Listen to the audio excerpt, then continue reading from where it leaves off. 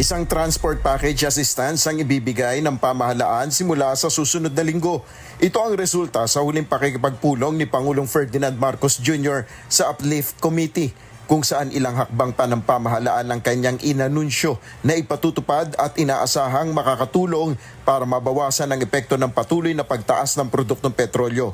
Una na rito ang pagpapatupad ng Service Contracting Program ng Department of Transportation simula April 15 at diskwento sa pamasahe para sa mga commuter.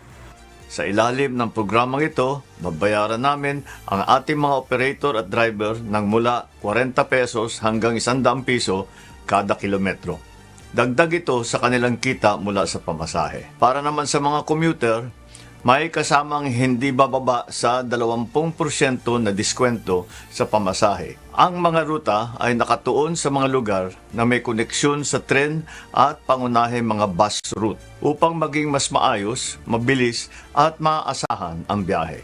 Magbibigay rin ang pamahalaan ng dagdag na fuel subsidy sa mga public utility vehicle o PUV na 10 piso sa kada litro na kanilang pinapakargang diesel o gasolina. Magpapatupad tayo ng 10 piso kada litro na bawas para sa public utility vehicle na may maximum na 150 liters kada linggo sa loob ng 3 buwan.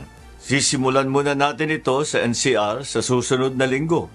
Una sa Commonwealth, palalawakin natin ito sa mga susunod na araw sa Quezon Avenue, Espanya, Zapote, A. Bonifacio, Rizal at Marcos Highway hanggang mapalawak natin ito sa buong bansa. Mahalaga ito dahil hindi lang transport cost ang tinutugunan natin. Ipatutupad niya ito sa mga lehitimong gasoline station na aprobado at minomonitor ng Department of Energy. Ayon kay Pangulong Marcos, mahalaga ang mga hakbang na ito hindi lang para tugunan ang transport cost, kundi pipigilan rin anya nito ang pagtaas ng presyo ng pagkain at iba pang pangunahing bilihin. Nel Maribuhok, humahataw sa balita ngayon.